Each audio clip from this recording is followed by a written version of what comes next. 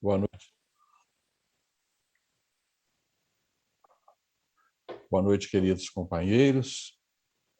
É uma grata satisfação estarmos juntos novamente nesse espaço de conhecimentos para um bate-papo a respeito da obra A Física do Espírito.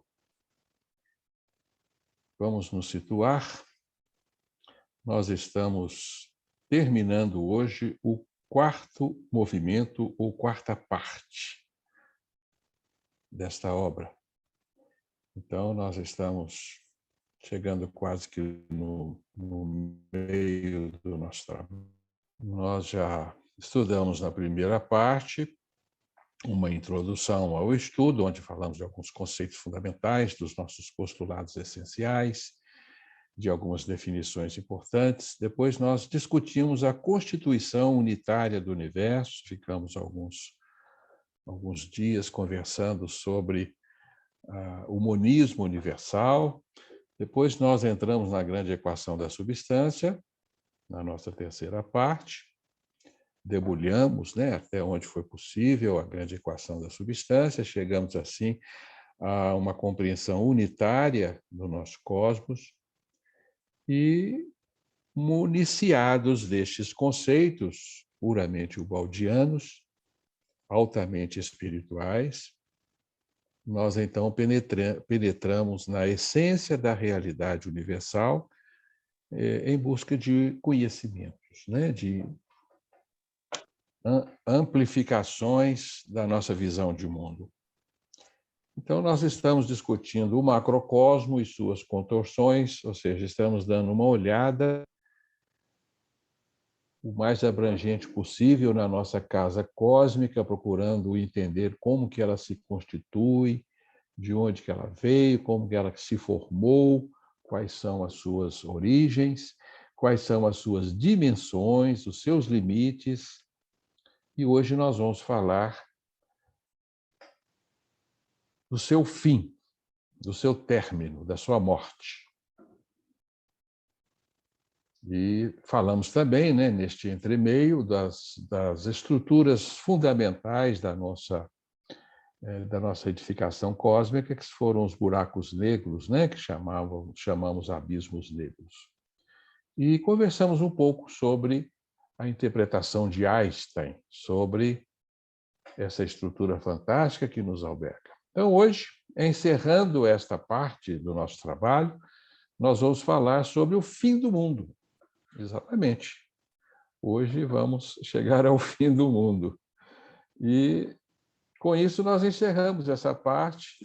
Vamos penetrar agora, daqui para frente, na microestrutura cósmica, ou seja, nós vamos mergulhar no coração da matéria. Vamos lá no micromundo para divisarmos a magia quântica, procurar nos inteirar um pouco dela e também interpretá-la segundo a revelação de Pietro Baldi. Esse é o nosso trabalho. Nós já falamos que o nosso universo nasceu um dia, há 13 bilhões e 800 milhões de anos. Portanto, o nosso universo teve um começo. Isso é uma aferição científica. Mas nós estamos sob um princípio fundamental. Tudo que tem princípio tem fim. Só o que não teve princípio não pode ter fim. Portanto, o nosso universo terá o seu término e, consequentemente, nós estamos inseridos numa estrutura transitória. O nosso universo é transitório, é temporário. Isso muda tudo na nossa visão de universo. Muda fundamentalmente a forma como nós enxergamos essa admirável estrutura, porque nós entramos no século XX perfeitamente convencidos de que o universo existia de toda a eternidade. Nós nos alimentamos com essa visão de mundo de século XIX, que ainda resiste no nosso íntimo, porque nós temos uma dificuldade muito grande de mudar conceitos, de aceitar novas verdades, de derruir velhas verdades que consideramos sagradas. Mas, infelizmente, a evolução é assim. Ela corrói as nossas verdades mais sagradas para nos proporcionar outras muito mais abrangentes e necessárias ao nosso crescimento. Então, hoje queremos derruir este conceito que todos nós trazemos de que vivemos num universo eterno. Isso gera para nós alguns contrassensos, né? Primeiro é que se o universo não existe de toda a eternidade, ele foi criado há 13 bilhões de anos, o que Deus fazia antes de criar o universo? Ou por que ele criou isso, se é transitório, se vai deixar de existir? Essas perguntas são capciosas, são difíceis de serem respondidas pela nossa razão sem o critério da queda espiritual. Porque com o balde nós entendemos que essa edificação é uma edificação temporária feita para albergar o espírito na sua grande aventura de reconstituir-se e voltar ao universo original. Então, nós estamos agora perfeitamente cientes de que o universo eterno não é este em que estamos. O universo eterno é o universo divino, é o universo original, é o que o Baldi chamou de sistema. O nosso é o antissistema, é o universo emborcado. É um universo fechado, estudamos já os seus limites, procuramos divisar as suas fronteiras, e hoje estamos entendendo que ele está limitado não só no espaço, mas limitado também no tempo.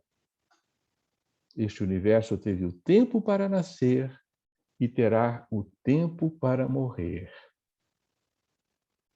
E isso suscita-nos questões importantes também, né? Por que Deus fez essa fantástica edificação para depois destruí-la? Porque ela tem um único objetivo: reconduzir o espírito para casa. E depois que esse objetivo for alcançado, não há mais sentido em manter este universo. Porque esse universo está constituído de elementos que não são próprios da natureza divina, já conversamos sobre isso. A matéria, a energia, o espaço e o tempo não são próprios da natureza de Deus. São próprios da natureza invertida da competência do espírito que saiu do absoluto. Por isso ele é transitório, por isso ele é limitado, por isso ele está fechado no espaço e também no tempo. Então, infelizmente, meus amigos, nós estamos contrariando as revelações espirituais que alimentaram o século XX, sobretudo a teosofia e a doutrina espírita, que se nutriram com a visão de universo, com a visão de mundo do século XIX, que nos falava de um universo eterno e infinito, não havia outra forma de se compreendê-lo. Então, essas duas grandes doutrinas, que são doutrinas essenciais para a caminhada do homem, tão importante para superarmos o materialismo científico do século XX, nós agradecemos profundamente a este saber doutrinário que nos trouxe até aqui, que nos fez resistir ao vil materialismo científico do século XX, mas nós precisamos modificar um pouco o foco da maneira como enxergamos a criação. Então, o universo eterno, infinito, apregoado no Livro dos Espíritos, defendido por Kardec na obra Gênese, defendida fielmente pelos conceitos teosóficos, nós, infelizmente, temos que dizer que o universo eterno e infinito é o divino, não esta criação em que estamos. Infelizmente, nós temos que fazer este ajuste. Alguns não aceitarão, outros compreenderão que nós estamos em evolução e as verdades são também transitórias. Todas as nossas verdades são transitórias. Kardec nos deixou esse criterioso conselho de que nós acompanhássemos para o progresso e que se novas verdades surgissem, que o espiritismo iria aceitá-las. O problema são os espíritas, não o espiritismo. porque o espírito acabou construindo dogmas e ele não aceita. Ele não aceita você considerar agora que o universo não é eterno, não é infinito, porque não é o que está dito nos fundamentos doutrinários, mas é o que está dito na realidade fenomênica. Os fatos falam a favor disto. A ciência fala a favor de um universo limitado, de um universo transitório, de um universo fechado. Então, não somos nós que estamos falando e defendendo essa ideia por um simples capricho de crença. Não, nós estamos fundamentados em fatos. E é muito difícil ir contra os fatos. Descartes nos deixou um ditado que eu acho essencial e importante, né? Dei-me um fato e derrubarei todas as teorias que se contrapõem a ele. Basta um fato para nós desmantelarmos todas as teorias. Então, o universo eterno não pertence à dimensão do espaço-tempo. Agora, existe uma outra ideia, defendida até pela ciência moderna, de que existiriam infinitos universos. É a teoria chamada multiverso. E nós vamos voltar a discutir o multiverso, a teoria dos infinitos universos. E nós temos um capítulo inteiro para conversar sobre este tema, e, portanto, nós não vamos falar dele hoje, porque nós vamos voltar depois a conversarmos sobre a gravidade quântica em loop, né, que é uma teoria moderna importante, e lá nós vamos inserir a teoria do multiverso. E vamos conversar uma noite inteira, um estudo inteiro sobre o multiverso. Mas, se nós concebermos a eternidade do nosso universo, nós vamos estar com um seríssimo problema. Nós vamos eternizar a matéria e seus males. Aí a coisa fica feia para o lado de Deus, porque nós vamos ter que colocar isso nas mãos do divino, porque a matéria traz muitos males. A vida na matéria não é fácil.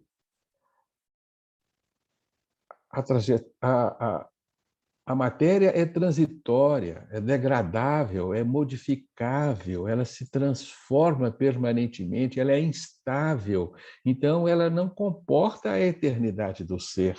O ser não foi feito para viver na matéria, tanto que nós estamos num processo evolutivo de libertação da matéria, de libertação dos mundos físicos. Portanto, eternizar o universo do espaço-tempo traz um problema sério, que é também eternizar os males próprios dos mundos físicos. O enfrentamento doloroso dos seres, as enfermidades, a dor, a morte e a existência do mal. O mal fica eternizado, né? E a eternidade do mal leva à falência da obra de Deus, que é somente amor, que é somente bem. Portanto, o mal também é transitório, porque o mal existe apenas no universo do espaço-tempo. É curioso que na introdução do Livro dos Espíritos tem uma informação simplória que passa despercebida, mas é interessante nós citarmos, porque lá na introdução do Livro dos Espíritos fala que o mundo corporal é secundário, poderia deixar de existir ou não ter existido jamais. Está escrito lá, exatamente nessas palavras. O mundo físico é transitório e poderia não existir. Só que não era o momento de se responder à pergunta, mas então por que ele existe, se ele é transitório? Está escrito lá. Portanto, os mundos físicos, né, o universo físico não é eterno. Está dito aí, né? Se ele é transitório, não é eterno. E Cristo deixou isso muito claro no seu diálogo, né? Que o reino de Deus não é deste mundo. Portanto, o reino do universo eterno, infinito, não é deste mundo. não está no espaço-tempo, porque o espaço-tempo não comporta um universo eterno e infinito, porque o universo físico não é feito segundo as naturezas de Deus. Ele não comporta as propriedades do divino. O divino tem uma natureza de uma permanência, né? De uma imobilidade. Deus nos subordina ao transformismo. Está muito dito lá na questão 16 do Livro dos Espíritos. O universo físico não é Deus. Aí nós vamos emendando as coisas, né? Um universo que não é divino, um universo que não é Deus, um universo que é feito de dores, de males, de lutas, um universo que nos constrange nos limites do espaço e do tempo, um universo que é transitório. Então, esse universo teve uma origem que não é propriamente divina, advém da queda do espírito. Aí as coisas se conformam, né? Então, nós estamos evocando agora a visão cristã de universo, chamamos de cosmologia cristã, que é a cosmologia que o Cristo defendeu. A cosmologia cristã sempre apregoou um universo limitado entre o Gênese mosaico e o Apocalipse de João. O universo está fechado nesses dois limites. Ele surge no Gênese mosaico e ele sucumbe no Apocalipse. Então, aí temos, né, na visão cristã, um universo que é um universo inconciliável com a realidade divina. Tanto que o cristianismo apregoou em todas as épocas nós libertarmos-nos dos interesses deste mundo. Isso está muito claro no diálogo do Cristo. Nós vamos encontrar lá na primeira carta de João, capítulo 2, versículo 15, João enfaticamente dizendo: não ameis o mundo, nem o que há no mundo. Quem ama o mundo não tem em si o amor do Pai. É paradoxal, não é? Se Deus criou este universo como um berço para nos abrigar, por que nós teríamos que nos libertar dele? Por que teríamos que menosprezar os seus valores para conquistar os valores reais da eternidade? Não haveria sentido, né? Então, se nós formos ao Evangelho, nós vamos encontrar que estamos imersos num mundo limitado. Antes do mundo ser, eu já era. Ou seja, o Cristo, né, já existia antes do nosso mundo existir. Então, se o nosso mundo passou a existir depois de um determinado período, ele está limitado. Nasceu no tempo e vai morrer no tempo. E o Cristo enfatizou também, né, que nós vivemos numa realidade dividida entre dois interesses, entre dois senhores. Lembram daquilo, né? E todo mundo dividido entre dois senhores não subsistirá. E nós vivemos um mundo subordinado ao interesse de dois senhores, né? Um senhor é o espírito, outro senhor é a matéria. Um senhor é o sistema com as suas leis, outro senhor é o antissistema. Um senhor é o absoluto, o reino divino, outro senhor é o universo em que vivemos. São dois senhores, né? E depois encontramos lá em Pedro, né? Jesus falando também, né? Jesus falando com Pedro, né? As portas do universo não prevalecerão. Está lá em Mateus 16, 18. As portas do inferno não prevalecerão. E, infelizmente, os limites do nosso universo são as portas do inferno. Vimos isso lá em Jó, livro de Jó. Lembram-se quando Deus limita, né? Com ferrolhos, portas e ferrolhos, os anjos caídos, né? onde rebatem as suas ondas orgulhosas, né? Portanto, nós estamos perfeitamente cientes de que o nosso universo irá sucumbir. O balde nos afirma categoricamente que não existirá neste universo, não restará neste universo um átomo sequer. Tudo deixará de existir. O espaço-tempo será desfeito com todas as suas ilusórias formações. O grande Maia, né? A grande ilusão que é o universo do espaço-tempo, o universo físico, né? Mas se nós formos à ciência, a ciência já determinou algumas possibilidades para o fim do nosso universo. Vamos considerar primeiramente o nosso planeta. Nós estamos perfeitamente de que o nosso planeta é transitório, que ele sucumbirá. Isso é evidente, né? O nosso planeta já está em morte acelerada em decorrência dos descuidos do homem. Então, a vida planetária será extinta e o próprio planeta irá desintegrar-se. Como que o planeta pode morrer? Ele pode sofrer um choque com um meteoro, né? É uma possibilidade sempre viável, explorada pelos filmes de ficções científicas, os filmes apocalípticos, né? Uma guerra nuclear poderá destruir o nosso mundo, e a poluição ambiental está destruindo a pouco e pouco, né? Pouco a pouco. Mas existe um fato real: o nosso Sol consome 300 milhões de toneladas de hidrogênio por segundo. Ele está queimando a sua matéria. Vejam bem, é um número fantástico, 300 milhões de toneladas de hidrogênio por segundo.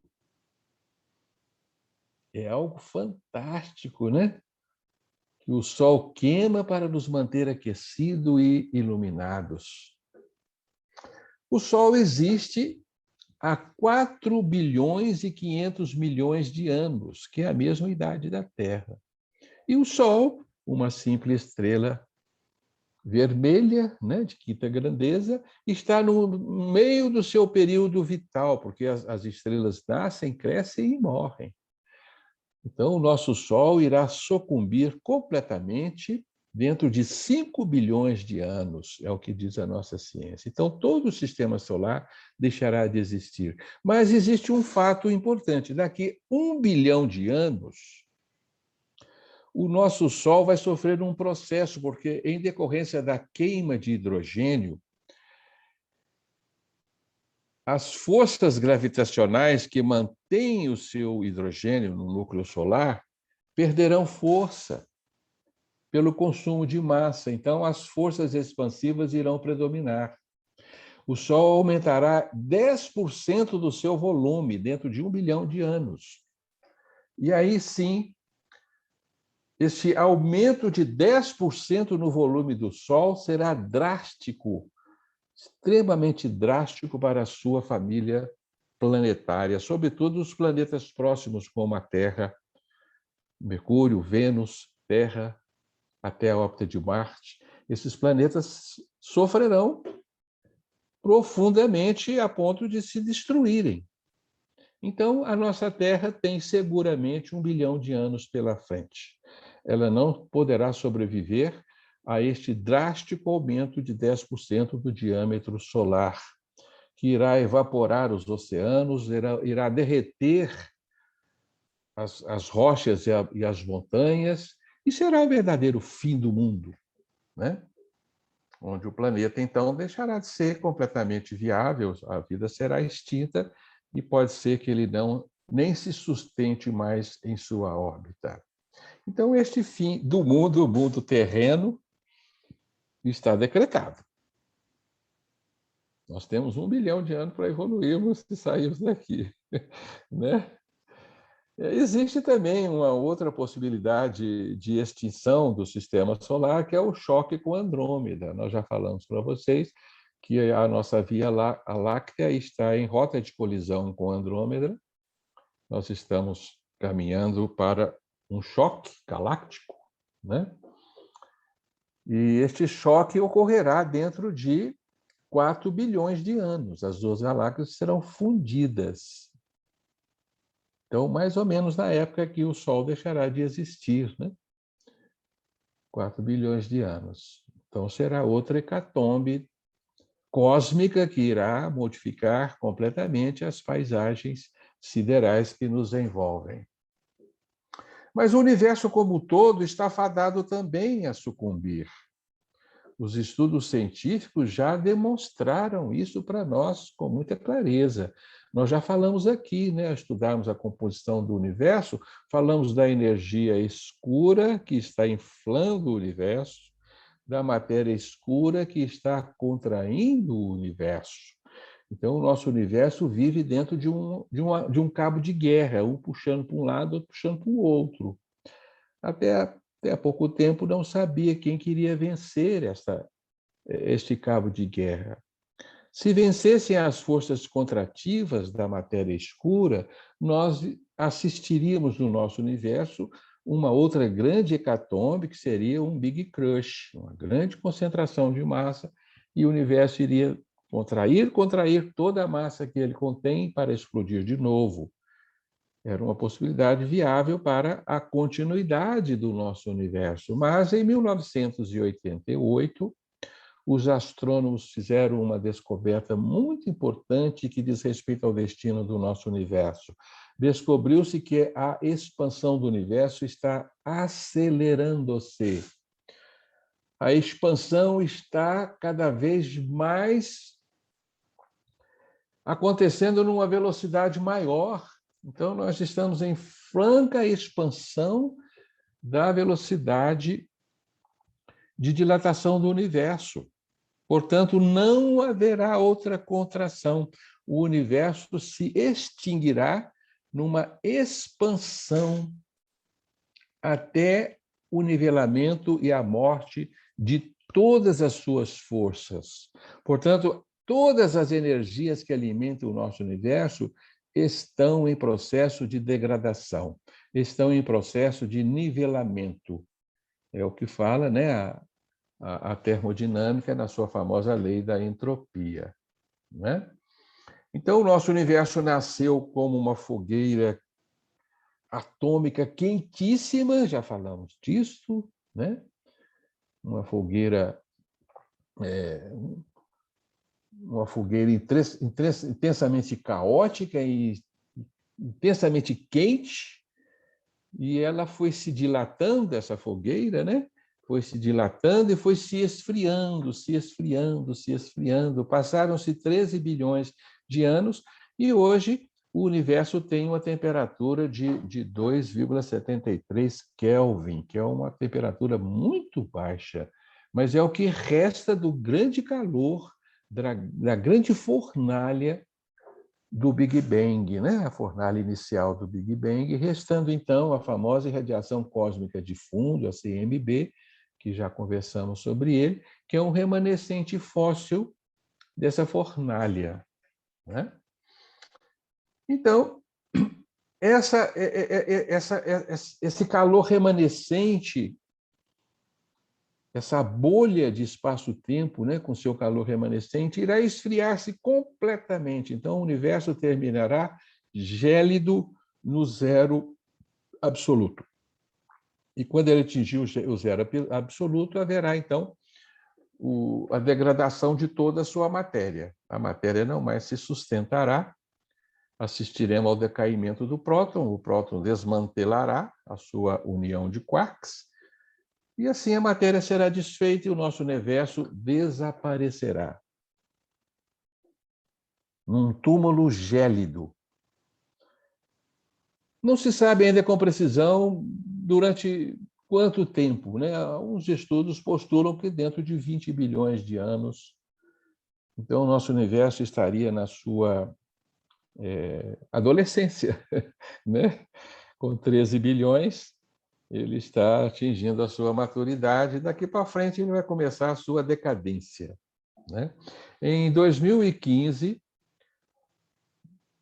um projeto científico muito interessante, chamado Projeto Gama, estudou mais de 20 mil galáxias e fez uma aferição precisa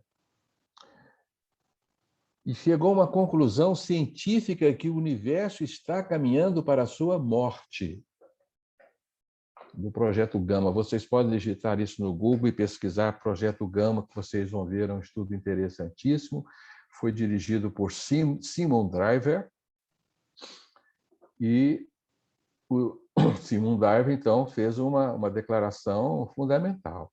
O universo está fadado ao declínio a partir de agora, porque todas as suas energias estão em processo de decadência, estão sendo consumidas nas fornalhas atômicas estelares em forma de radiações térmicas e luminosas que sofrem com o tempo um processo de nivelamento e de degradação. Então, o universo está morrendo, né?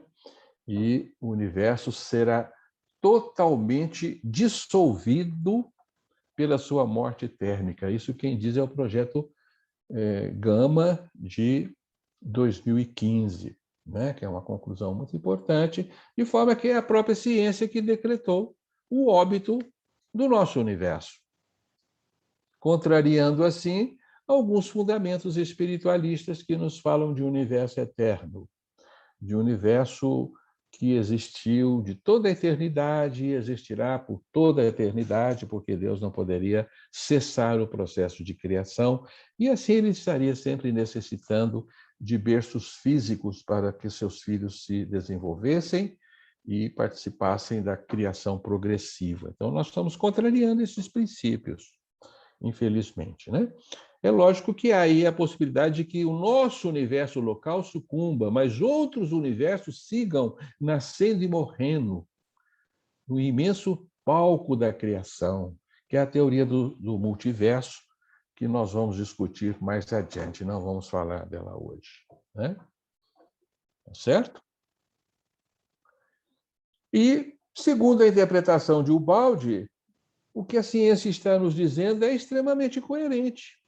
Porque a interpretação de Gubbio, né, que é a interpretação de Ubaldi, nos fala de um universo que foi criado com a queda do espírito, nasceu de um processo de contração da substância, que formou energia e matéria, na primeira fase, no primeiro respiro da substância, e está agora num processo de dilatação ou de evolução, fazendo com que a matéria se converta em energia, e a energia se converta em espírito. Portanto, toda a matéria e toda a energia que existe no universo será devolvida ao espírito. Porque matéria e energia advém do campo espiritual, advém da contração da substância que forma o ser. Portanto, parte do nosso potencial constitutivo se converteu em energia e matéria e nos será restituído para que a gente possa viver a nossa plenitude substancial no seio eterno de Deus, sem resíduos de matéria e de energia tal qual existem no nosso universo. Então, é verdade, né? A revelação de Ubaldi corrobora a ideia de que o nosso universo é finito no espaço e no tempo. Ele tem limites espaciais e tem agora decretado o seu limite temporal. Portanto, estamos entendendo, meus amigos, que o espaço é infinito enquanto ele se alonga. Quando ele deixar de alongar-se, ele deixará de existir. O tempo é eterno enquanto ele pulsa. Quando ele parar de pulsar, ele também sucumbirá, né? Portanto, nós deixaremos de existir no espaço-tempo e retornaremos à real eternidade, que é a não existência do espaço e a não existência do tempo, né? Mas nós devemos compreender também que, embora o universo no seu todo tenha o seu tempo já delimitado, os seres que o habitam, como nós, não estamos subordinados ao tempo do universo. Cada um tem o seu tempo. O tempo é relativo e o tempo é um atributo de cada ser. Portanto, nós temos o nosso próprio tempo. E nos remete aí à relatividade de Einstein. Então, o fim do tempo referido no Evangelho tanto é o fim do universo físico, quanto é o fim da nossa permanência neste universo. e nós retornaremos muitíssimo antes do que do nosso universo sucumbir inteiramente. É evidente, porque nós já estamos na porta do reino de Deus. Jesus nos falou isso, né? Os sinais dos tempos nos indicam, o reino de Deus está próximo. Então, nós vamos voltar muito antes do fim do nosso universo, graças a Deus. Não vamos ficar mais 20 bilhões de anos por aqui, não tem sentido. Nós vamos atingir a nossa plenitude espiritual muito antes disso. Né? Lá na Senda Redentora fala em 3.000 anos. Né? Não sei se vai dar para todo mundo, não, mas para 1/3 da humanidade, segundo a previsão do Apocalipse, será suficiente. É 1/3 né, da humanidade, segundo o Apocalipse de João. Né? Então, é possível que a gente esteja entre este 1/3 da humanidade que vai voltar definitivamente para o sistema, e nós vamos falar mais desses fundamentos mais adiante. Né? Portanto, o fim do tempo é individual. O fim do tempo para o Cristo terminou quando ele sucumbiu na cruz e voltou ao reino de Deus, né? Entregou a sua alma ao Senhor, né? E fez a sua ressurreição. Ali acabou o tempo dele, né? Ele dizia claramente: o meu tempo não é o vosso tempo, né? Cada um tem o seu tempo. Por isso, nós estamos plenamente de acordo com o Apocalipse de João. Estamos entendendo que o Apocalipse de João não nos fala de uma simples transição de etapas, porque dentro de um raciocínio espiritualista, em que vê a eternidade deste universo, não há um ponto final. Então, o Apocalipse não pode ser um ponto final. O Apocalipse seria só uma transição de fase para o nosso universo. Mas agora nós estamos entendendo que não, que o Apocalipse, né, marca a escatologia cristã, né, que é o nome que se dá ao estudo do fim. Né? A escatologia cristã fala do fim do mundo, do fim do universo, sim. E é o que o nosso João, no Apocalipse, nos deixou muito claro. Né? Então, se a gente for ler com atenção o Apocalipse, nós vamos ver que ele está falando do fim da dimensão tempo, da dimensão espaço, da dimensão matéria. É quando a morte irá sucumbir, né? Como fala o Apocalipse, né? Ou seja, os ciclos reencarnatórios, que pressupõem a existência de nascimentos e mortes, irão deixar de existir. Isto que é a morte da morte. Né?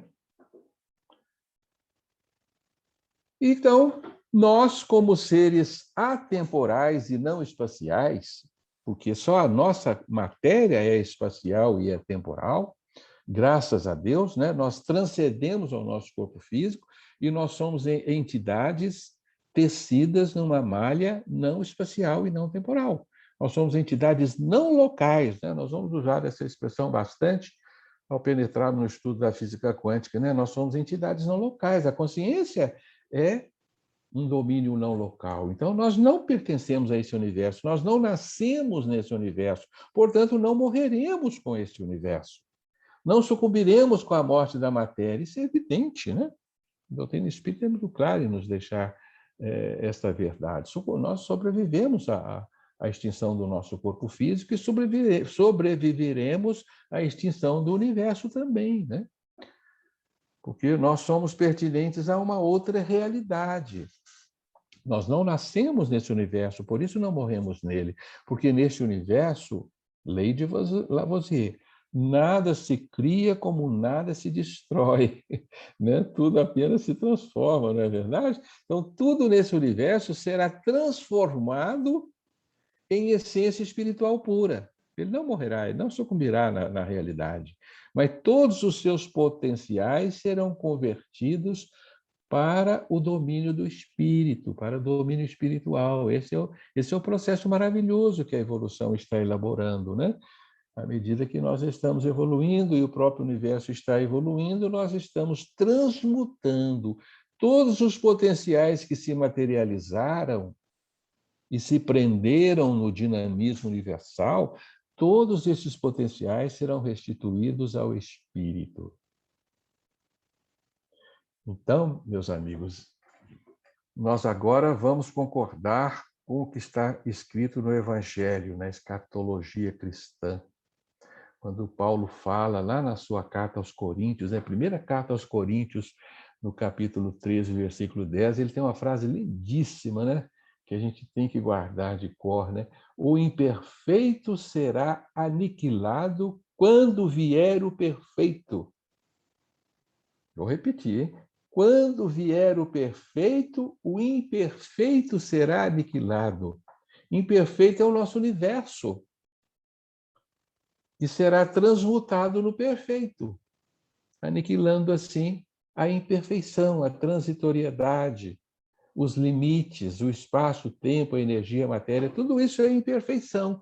Nós vamos ver lá na física quântica, tudo isso está subordinado aos princípios de incerteza. Não traduz a perfeição divina. Então, meus amigos, a transitoriedade do nosso universo físico é uma das mais importantes revelações de Ubaldi. Nós vamos estudá-la com critérios na obra Deus e o Universo e o Sistema. Então, agora nós estamos perfeitamente cientes de que apenas os olhos da alma podem antever o fim do mundo. Só com os olhos da alma nós enxergamos os limites do nosso universo, tanto as fronteiras do espaço quanto as suas limitações de tempo. Porque só a alma transcende o tempo e o espaço. E a alma sabe que muito além das limitações do tempo e do espaço, entreabrem-se continentes excelsos e divinos. Então, meus amigos, do outro lado da cordilheira do tempo, né? Além do oceano do espaço, nós vamos nos deparar, então, com o mundo divino e as suas belezas inconcebíveis por nós. Então, a nau dos nossos corpos será estilhaçada nas praias do tempo, serão desfeitas pelas ondas que destrói todos os castelos erguidos na areia da matéria, né? Então, as poderosas ondas da evolução irão nos arremeter nas praias do continente divino, quando então a nau do nosso corpo, né, a matéria, irá sucumbir-se e nós então estaremos diante do momento da união, a união definitiva com o nosso Pai, quando nos tornaremos um com o Pai, como nos prometeu o Cristo. Então, estejamos esperançosos, contentes e felizes, porque a vida está nos conduzindo a essa vigileatura, né? Essa jornada maravilhosa, né? Estamos singrando aí o oceano do tempo rumo aos continentes divinos. Essa é a viagem mais estupenda que a alma está fazendo neste universo, que é a viagem de retorno ao lar, a viagem de retorno à nossa casa. Essa é a grande odisseia do espírito, né? Lembra da história da Odisseia, né? Que está nos conduzindo de volta aos braços paternos. Alegremos-nos, o universo vai morrer, mas nós não sucumbiremos jamais. Encerramos assim essa nossa conversa de hoje sobre a morte do universo, né? Espero que não tenha sido uma conversa drástica, né? Porque falar de fim, de hecatombes, de destruições, e, né, de fenômenos apocalípticos não agrada a ninguém, né? Mas nós precisamos entender essa realidade para admitirmos a nossa transitoriedade aqui. Deixarmos de acumular as quinquilharias deste mundo, né? Que são quinquilharias transitórias, né? Podem nos servir para alguma coisa, mas não nos apeguemos nelas, porque nós não fomos criados para viver nessa dimensão em que existimos. Bem, nós vamos projetar aqui uma gravura só para encerrar.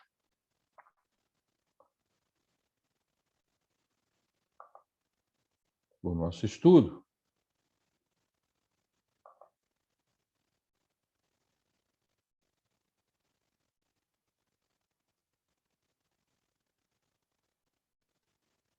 Um pouco de paciência, que ele demora um pouco a abrir, mas vai abrir. Tomara, né? Ah, lá, já apareceu, apareceu?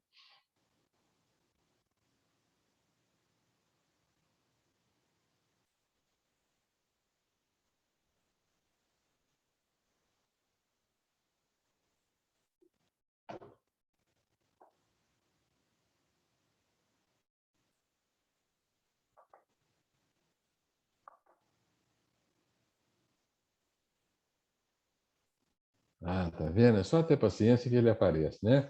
Então, aí nós estamos diante, novamente, da grande equação da substância, onde nós vemos aí duas realidades.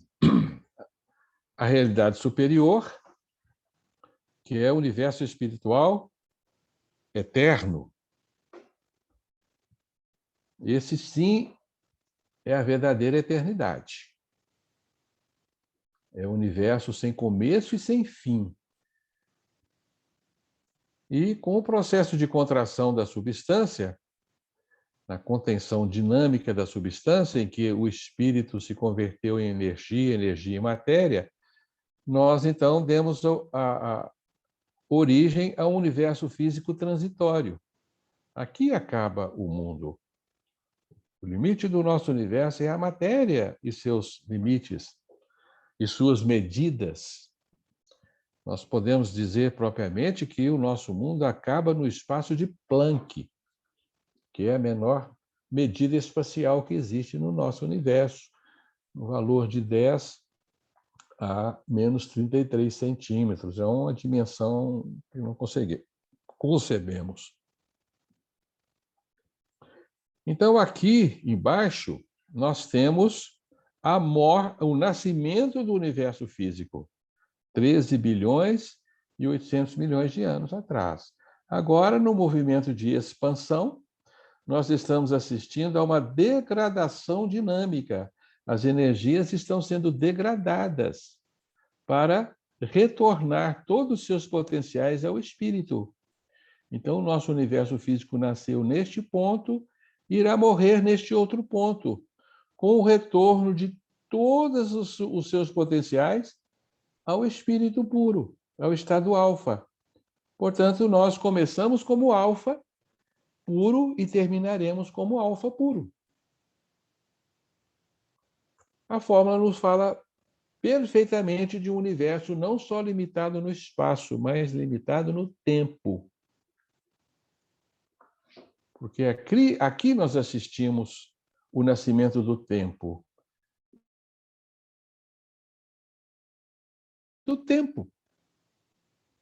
E é justamente isso que o Evangelho nos fala, da morte no tempo. Então, a bolha de espaço-tempo que preenche esse cenário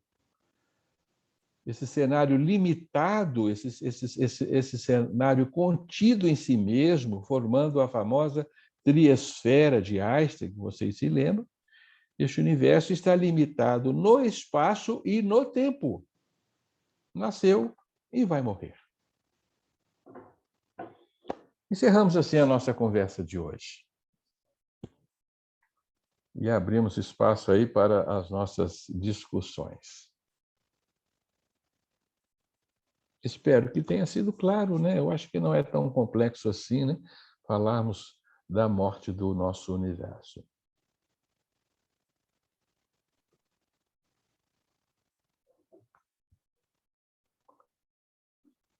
Bem, aqui no bate-papo não tem nenhuma pergunta, só tem comentários. Então deu para acreditar no que Aliás, estão falando? Deu para acreditar? Ou pelo menos admitir como possibilidade? O Mário Danner fala que foi pura poesia, a Kátia diz alegremo-nos, a Mirna agradece, a Sônia Leal fala verdade, Mário, né? Pura poesia. Obrigado, meus O amigos. Alex de Santos fala que esse é um fim desejado por todos nós. E a Sônia Leal termina dizendo perfeita lógica. É o que a gente tem para hoje. Então tá muito bom, ué. Não temos dúvida, sinal de que está viável, né, o estudo. Não sei se vocês estão acompanhando a leitura, se a leitura também está clara, se, né, eu não tenho recebido comentários de vocês, né, para reescrever alguns parágrafos ou corrigir algumas impropriedades gramaticais, né? Não sei se vocês estão sendo muito bondosos comigo ou não estão encontrando o mesmo, né? Mas, felizmente, nós já passamos por um filtro, né? A nossa querida Ju, que está aí, né? Juliana Coimbra, participou conosco da primeira correção desse texto, né, Ju? E algumas coisinhas podem passar, claro, né? Nós não somos perfeitos, né? Mas esses queridos companheiros já fizeram, então, uma vistoria nesse texto. Mas, ainda assim, é possível modificarmos alguma coisa, né? Se houver necessidade. Sônia, então a gente pode parar de gravar, viu, querida? Eu vou fazer alguns comentários aqui, né?